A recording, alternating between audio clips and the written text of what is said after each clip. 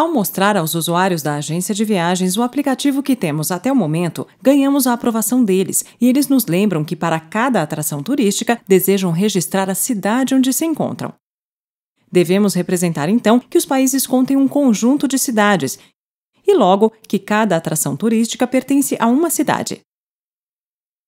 GeneXus tem uma forma muito simples para representar uma realidade como a dos países e das cidades. Ela é representada agregando um segundo nível à transação Country. Vejamos. Abrimos a transação Country e, estando no último atributo, clicamos com o botão direito do mouse e Insert Level. Vemos que se abre um subnível e daremos a ele o nome City.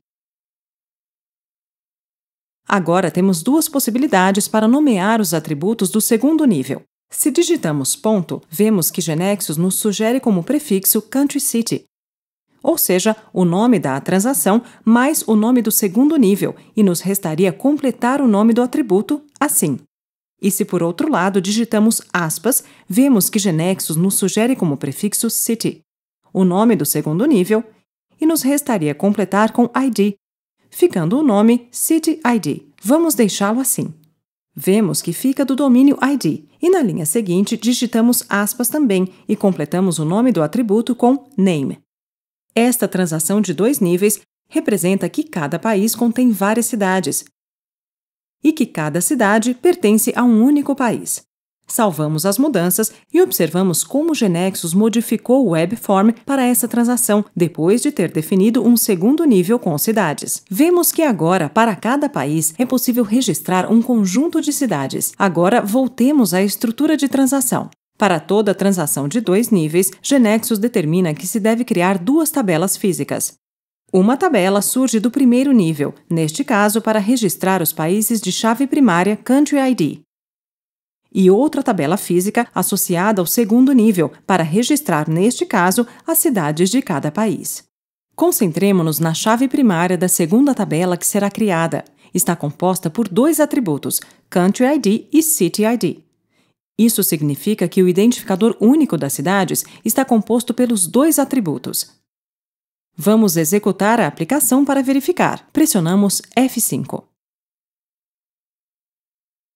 Vemos que GeneXus nos está propondo a criação de uma tabela na base de dados de nome Country City. Esta é a tabela que se cria a partir do segundo nível que definimos na transação Country, e seu nome se forma do nome da transação mais o nome que demos ao segundo nível. Tal como explicamos, sua chave primária está composta pelos atributos Country ID e City ID. Continuamos realizando esta criação na base de dados. São gerados os programas necessários e é executada a aplicação. Iremos executar a transação Country para registrar algumas cidades para os países que temos armazenados. Consultamos o primeiro país que temos armazenado, é o Brasil, e adicionaremos uma cidade. Nós a identificamos como cidade 1 deste país, o Rio de Janeiro. Vamos registrar outra cidade para Brasil e a codificamos como a cidade 2 do Brasil, é São Paulo. Confirmamos. E agora vamos ao segundo país que temos, França. Adicionamos a ele uma só cidade, Paris.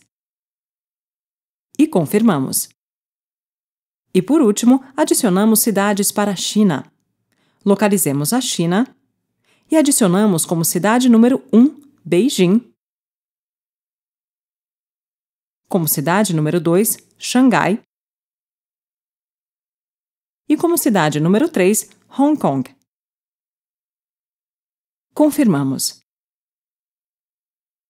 Como vimos, países diferentes podem ter suas cidades identificadas com 1, 2, 3, respectivamente, porque cada cidade não é identificada apenas por seu número de cidade, mas as cidades também são identificadas com base no país ao qual pertencem. Observemos que para um mesmo país não se pode repetir o valor de identificador da cidade. O aplicativo avisa que para esse país já existe uma cidade com tal valor de identificador. Agora, voltemos a GeneXus e vamos atribuir a cada atração uma cidade. Abrimos a transação Attraction e adicionamos um novo atributo. Digitamos C e escolhemos a CityID. Pressionamos Enter para agregar outro atributo e escolhemos CityName. Na agência de viagens, nos indicaram que a cidade da atração pode ficar sem especificação. Para isso, configuraremos para CityID a propriedade NewLabel em Sim. Como já explicamos, essa propriedade só se configura em Sim para chaves estrangeiras, porque para ela se controla que o valor referenciado exista. Esta é a forma de habilitar de forma que o valor possa também não se indicar. Gravamos as mudanças. Pressionamos F5.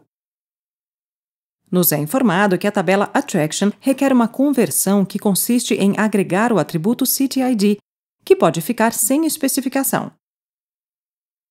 Continuamos.